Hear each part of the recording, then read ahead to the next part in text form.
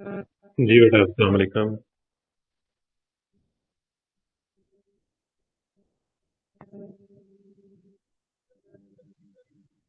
हाँ जी, क्या हाल है? ठीक है, खैरियत से हैं सब?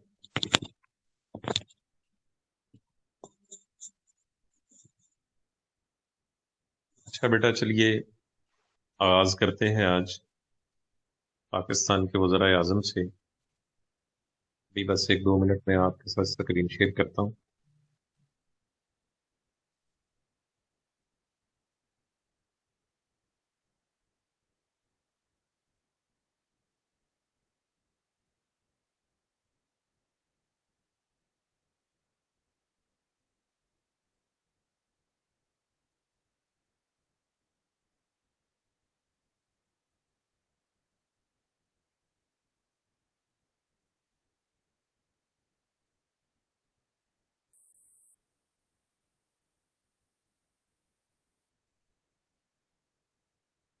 जी बेटा, मेरी आवाज़ आ रही है आपको?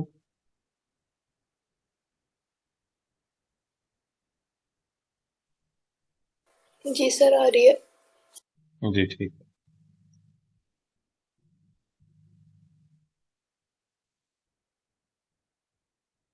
अच्छा जी, सबसे पहले तो हम आज स्टार्ट करेंगे बिल्कुल आगाज से, जो पाकिस्तान की पॉलिटिकल हिस्ट्री है उसके एतबार से।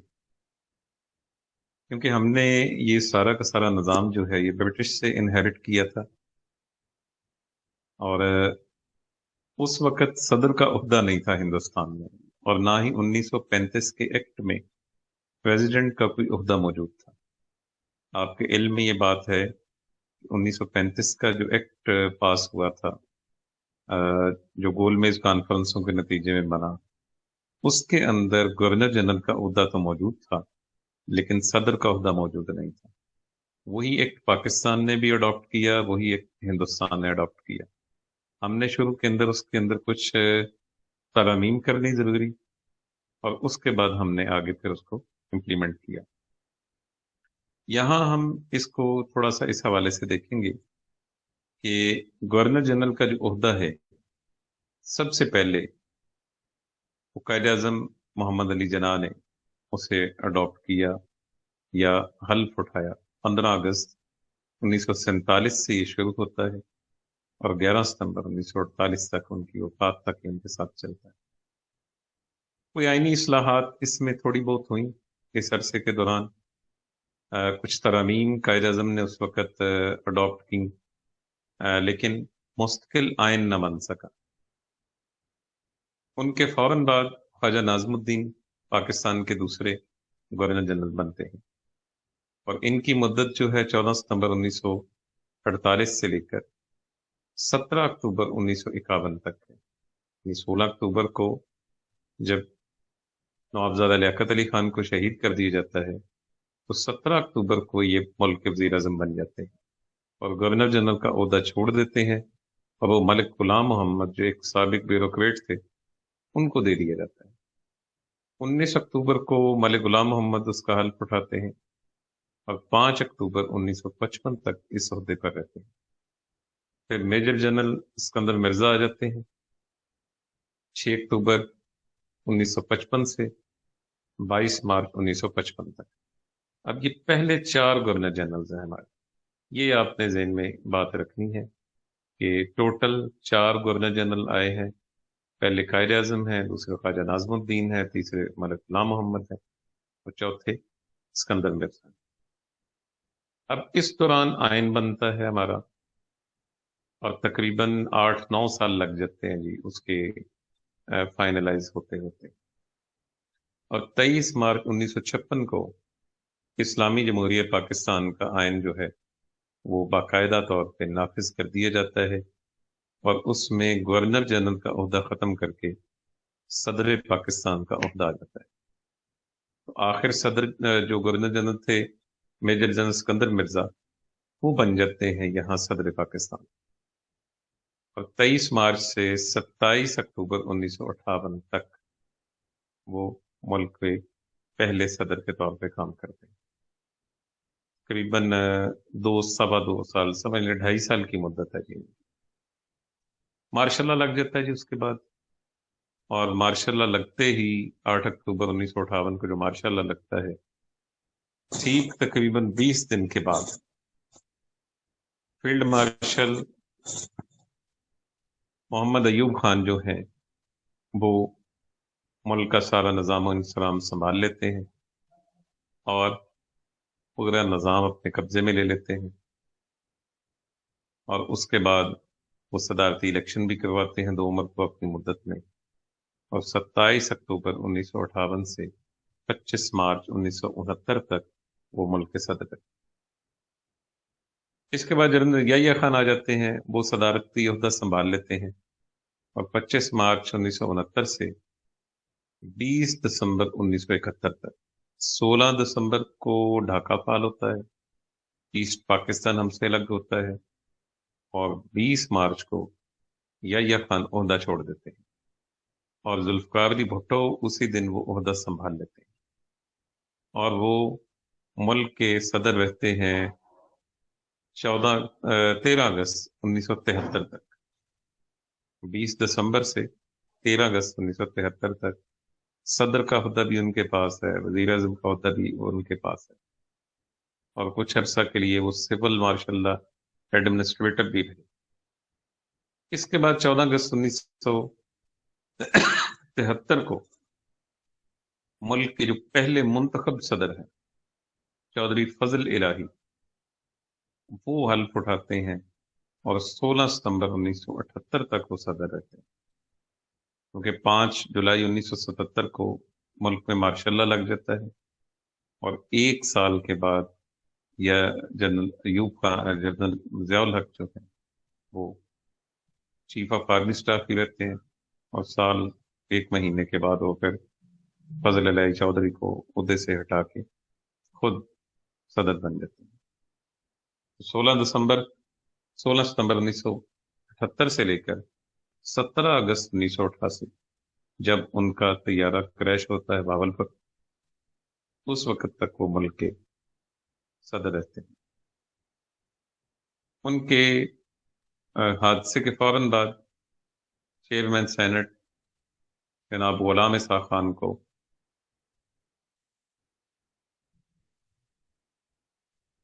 چیئرمین سینٹ تھے وہ اس وقت، غلام اسحاق خان، ان کو ملک کا صدر بنا دیا جاتا ہے، اور وہ 17 اگست 1988 سے 18 جولائی 1993 تک ملک کے صدر رہتے ہیں۔ پھر آ جاتے ہیں مسٹر فاروق احمد خان لغاری، جو 14 نومبر 1993 سے لے کر 2 دسمبر 1997 تک ملک کے صدر رہتے ہیں۔ پھر جسٹس ریٹائرڈ محمد رفیق تارڑ صاحب، کہ ہمارے گجرانوالہ سے، ککھڑ سے ان کا تعلق تھا، یہ صدر بنتے ہیں، اور 1 جنوری 1998 سے 20 جون 2001 تک وہ صدر رہتے ہیں۔ 20 جون کو ان کو اس وقت سے ہٹا کے جنرل پرویز مشرف جو ہے وہ صدر بن جاتے ہیں، اور جنرل پرویز مشرف 20 جون سے لے کر سپٹمبر، غالباً یہ تاریخ بنتی ہے جی 2008 تک وہ ملک کے صدر رہتے ہیں، ٹھیک ہے جی۔ اور ان کے بعد جناب آصف علی زرداری صاحب صدر بنتے ہیں، وہ اپنی 5 سالہ مدت پوری کرتے ہیں، تو پھر صدر ممنون حسین بنتے ہیں، ان کا تعلق بھی کراچی سے تھا، اور ان کے بعد صدر بنتے ہیں ابھی جناب ڈاکٹر عارف الوی صاحب۔ یہ تو ہو گئے پاکستان کے صدور۔ اب آ جائیے وزرائے اعظم پر۔ تو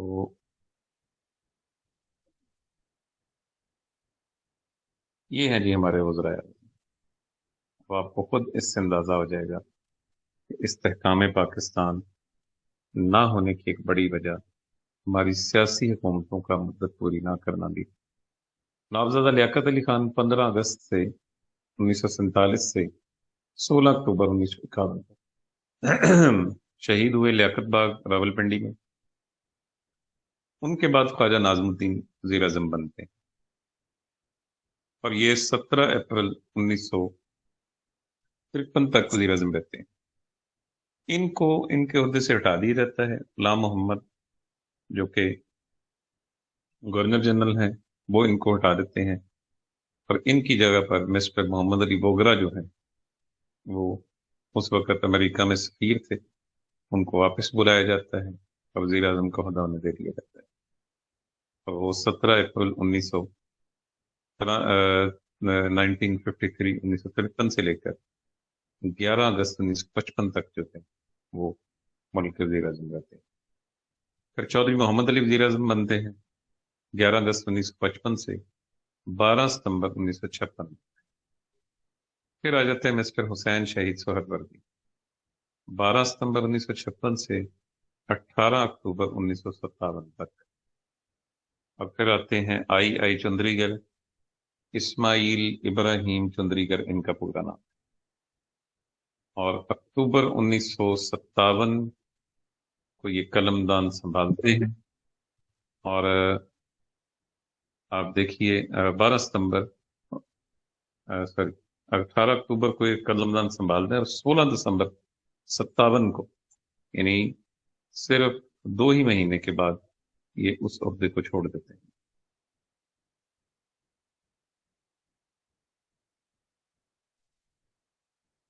उनके बाद मलिक फिरोज खान नून, जो 16 दिसंबर को वजीर आजम बनते हैं 1957 को, और 7 अक्टूबर 1958 तक ये वजीर आजम रहते हैं।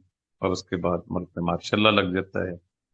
अयूब खान फिर सदर बनते हैं और अयूब खान वजीर आजम बनते हैं 1 दिन के लिए, इन्होंने लिखा हुआ है। और उनके बाद फिर सदारती निज़ाम ही चलता है, या खान और अयूब खान का सदारती निज़ाम 1971 तक। फिर वजीर आजम बनते हैं जुल्फ़िकार अली भुट्टो। फिर मार्शल लॉ लग जाता है। मार्शल लॉ के बाद फिर इलेक्शन होता है 1985 का, जो गैर जमाती इंतखाब है।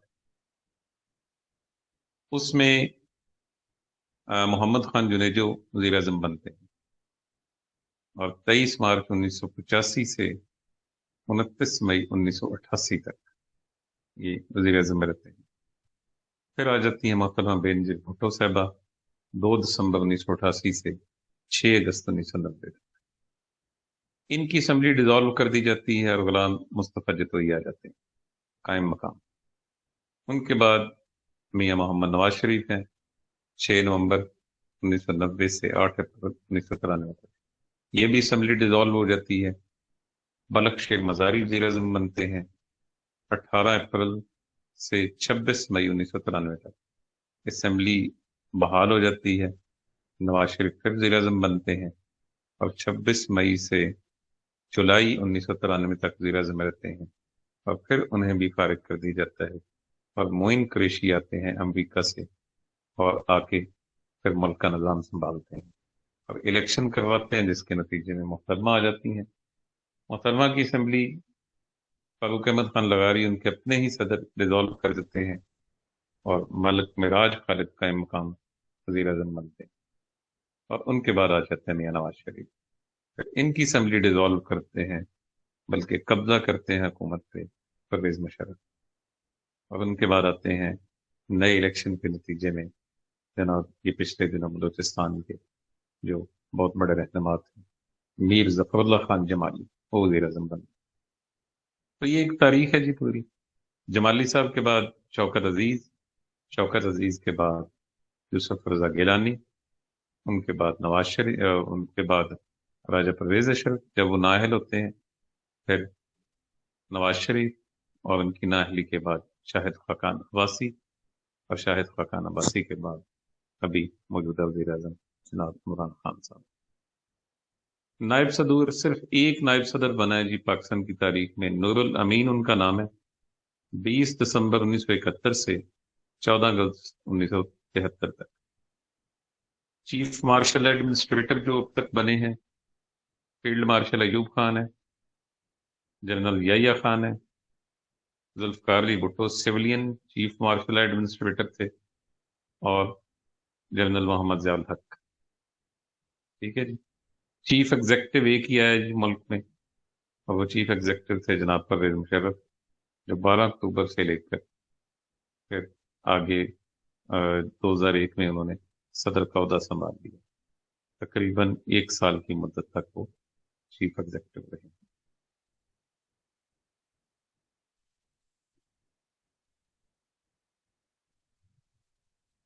اور ایک منٹ.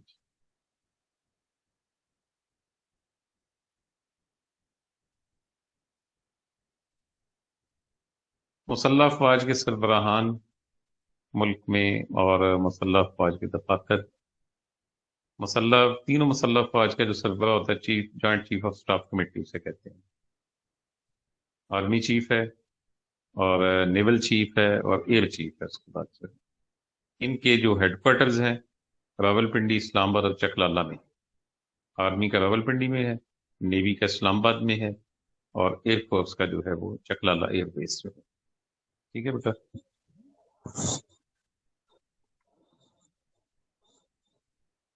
جی اب ہم تھوڑا سا ڈیٹیل میں جو چیز آپ کو پڑھائیں گے، کچھ آج تھوڑا سا آپ کو بتائیں گے نوابزادہ لیاقت علی خان کے متعلق، اور کچھ انشاءاللہ پھر آپ کو نیکسٹ لیکچر میں ان کے متعلق بتائیں گے.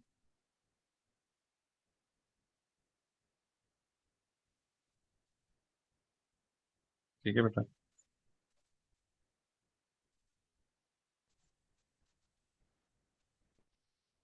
لیاقت علی خان کا جو دور حکومت ہے وہ شروع ہوتا ہے 15 اگست 1947 سے 16 اکتوبر 1951 تک، یعنی ان کی شہادت تک. یہ ان کا دور حکومت ہے نوابزادہ لیاقت علی خان کا. ان کے بارے میں آتا ہے کہ یہ ایک بڑے اچھے کھاتے پیتے گھرانے سے ان کا تعلق تھا. صوبہ یو پی جو ہے اتر پردیش، ان کی نواب فیملی سے ان کا تعلق تھا، نوابزادہ لیاقت علی خان. اور بر صغیر کی تقسیم کے ساتھ ہی ان کا خاندان جو ہے وہ کراچی میں آباد ہو گیا کہ. اور لیاقت علی خان کے بارے میں آتا ہے کہ یہ ایک بڑے پرانے پارلیمنٹیرین تھے، یعنی تقسیم سے پہلے بھی جو بھارت کی جو اس وقت کی اسمبلی تھی برٹش کی، اس اسمبلی کے ممبر بھی یہ رہے. اور بڑی صلاحیتیں اللہ تعالیٰ نے ان کو عطا کی تھی. اور انہوں نے جو کام کیا بنیادی طور پہ جو پاکستان کے حوالے سے اس کا ہم سب سے پہلے یہاں پر جائزہ لیں. آپ نے دیکھا ہے اب یہ پچھلے دنوں بھی کراچی کے اندر ایک مکہ چوک ہے، مکہ بنا ہوا ہے وہاں پر. ٹھیک ہے. اور 1951 کی کہتے ہیں دوسری سماحی، 16 جولائی 1951 کو جب بھارت نے پاکستان کی سرحدوں پر فوجیں جمع کرنے کے لیے انہوں نے کہا کہ جی ہم یہ کر دیں گے وہ کر دیں گے، اس وقت کہتے ہیں کہ انہوں نے مکہ دکھایا، اور مکہ دکھا کر قوم کے دفاعی عزم کو انہوں نے ایک مرتبہ اس وقت اجاگر کیا. اس وجہ سے آپ دیکھتے ہیں ان کی جو تصاویر ہیں نوابزادہ لیاقت علی خان کی، وہ ساتھ میں مکہ جو ہے نا وہ ایسے بازو آپ کو نظر آتا ہے کہ مضبوطی کا نشان نظر آتا ہے. یہ اس وقت کی بات ہے جب انہوں نے پاکستان کو دھمکی دی تھی. تو اس وقت نوابزادہ لیاقت علی خان نے کہا تھا کہ ہمارا دفاع بڑا مضبوط ہے اور ہمیں کمزور نہ سمجھا جائے. اگر کوئی ایسی کسی قسم کی جارحیت ہوئی تو ہم اس کا منہ توڑ جواب دیں. چلیے بہرحال ہم آپ کے ان کارناموں کی طرف آتے ہیں جو ملک کی سلامتی کے لیے اور ملک کو اسلامی جمہوریت بنانے کے لیے اقدامات کیے گئے. اس حوالے سے سب سے پہلا کام جو کیا گیا وہ قرارداد مقاصد لانے کے حوالے سے.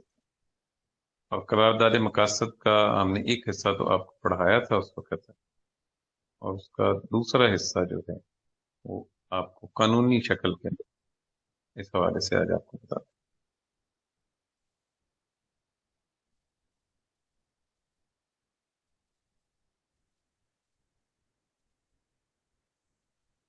اور اسی طرح کہتے ہیں کہ ان تمام امور کے باوجود کشمیر کے حوالے سے جو جنگ بندی اور علاقے میں امن و امان قائم کرنے کے حوالے سے بھی آپ نے اپنا کردار ادا کیا. اور 1950 میں امریکہ کا دورہ کیا اور دونوں ملکوں کے تعلقات کو اس وقت استوار کیا. بہرحال اس کے اوپر بعد میں بات کریں گے. تو سب سے پہلے آپ کو مختصراً ان کے حالات زندگی سے آپ کو بتا دیں. नवाबजादा लियाकत अली खान 1 अक्टूबर 1895 को करनाल में पैदा हुए। करनाल के एक मुतमव्विल घराने, यानी खाते पीते घराने में पैदा हुए। वो खान रुकनुद्दौला शमशीर जंग नवाब रुस्तम अली खान के दूसरे साहबजादे थे। यानी आप देखें ना, ये लोग सारे के सारे ठीक ठाक थे। और मैंने देखा है जी, जितने भी पुराने सियासतदान थे ना, जो ये बड़े घरानों से आए थे, जिनका ताल्लुक था, जो कि खाते पीते घरानों से जिनका ताल्लुक था, नवाब फैमिलियों से जिनका ताल्लुक था, आप उनकी करप्शन निकाल के देखें, कोई आपको करप्शन नजर नहीं। करप्शन उस वक्त आई है जब सियासत को लोगों ने अपना कारोबार बनाया है, जब सियासत को माली मफादात का जरिया बनाया है, उस वक्त करप्शन आई है।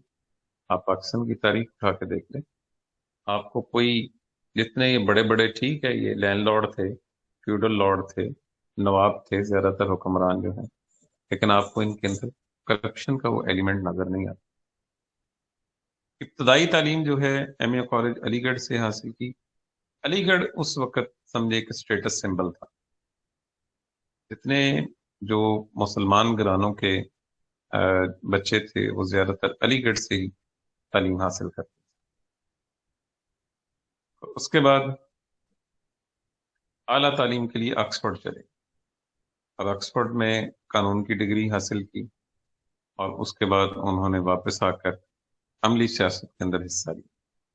कहते हैं इंग्लिस्तान से वापसी के बाद यूपी में रिहाइश अख्तियार की, और 1923 में ऑल इंडिया मुस्लिम लीग में शमूलियत अख्तियार की, और 1926 में यूपी यानी उत्तर प्रदेश के इंतखाबात में हिस्सा लिया और असेंबली के रुकन मुंतखब हुए, और 14 साल तक असेंबली के रुकन रहे।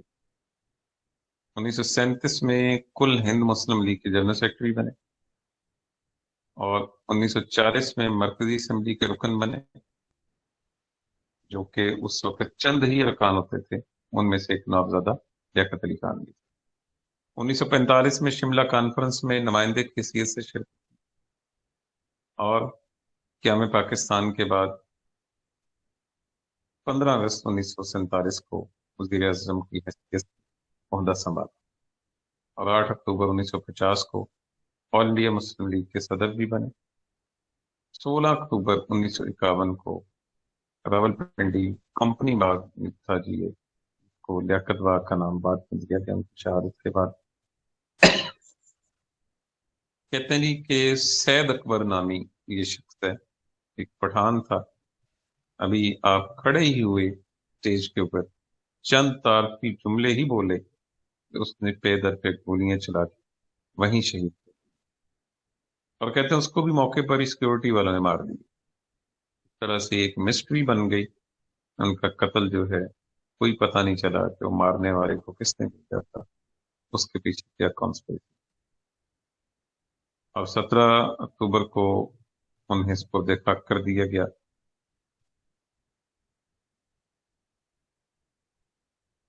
जी,